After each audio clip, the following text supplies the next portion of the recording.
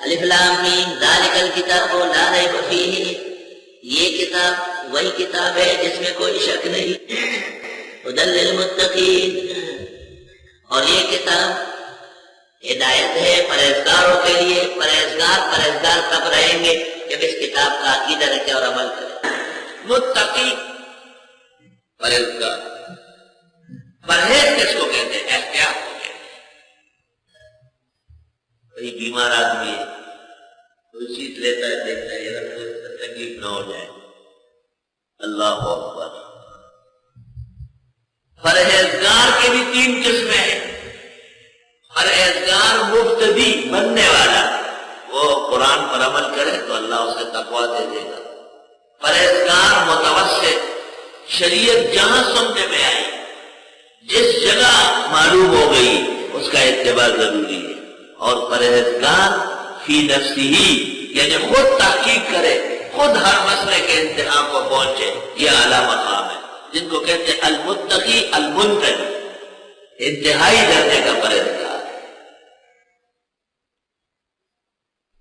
قرآن مجید میں تقوی کا بڑا مقام ہے۔ یا ایھا الذین آمنوا اتقوا اللہ حق تقاتہ ولا تموتن الا وانتم مسلمون، مسلمان تب مرو گے کہ پرہیزگار ہو۔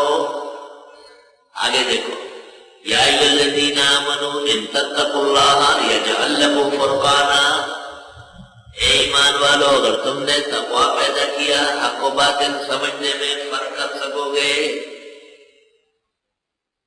فاتقوا اللہ ما استطعتم واسمعوا واطیعوا وانفقوا خیرا لانفسکم۔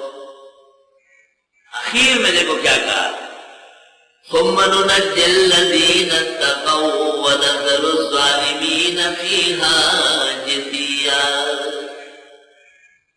پھر ہم نکال دیں گے جہنم سے پرہیزگاروں کو، یعنی پولیس رات پر آرام سے گزار دیں گے۔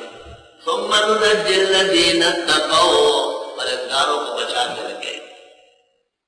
یا ایھا الناس اتقوا ربکم الذی خلقکم من نفس واحدہ، یا ایھا الناس اتقوا ربکم ان زلزلۃ الساعۃ شیء عظیم، اے لوگوں تقوی اختیار کر لو کیونکہ قیامت کے زلزلے بڑے خطرناک ہوں گے۔ ان زلزلوں سے بچنے کا بہترین طریقہ دنیا میں تقوی اختیار کرنا ہے۔ ذالک الکتاب، وہ کتاب ہے کہ کوئی شک نہیں ہے اس میں، لا ریب فیہ ھدی للمتقین، ہدایت ہے پرہیزگاروں کے لیے۔ الذین، پرہیزگار وہ لوگ ہیں، یؤمنون بالغیب، جو ایمان رکھتے ہیں من دیکھی چیزوں پر۔ اللہ تعالیٰ نظر نہیں آتے مگر ایمان ہے، ملائکہ ہم نے نہیں دیکھے مگر ایمان ضرور ہے، اور اسی طرح تمام وہ تفصیلات جو آخرت کی ہے، اور سب پر ہمارا ایمان۔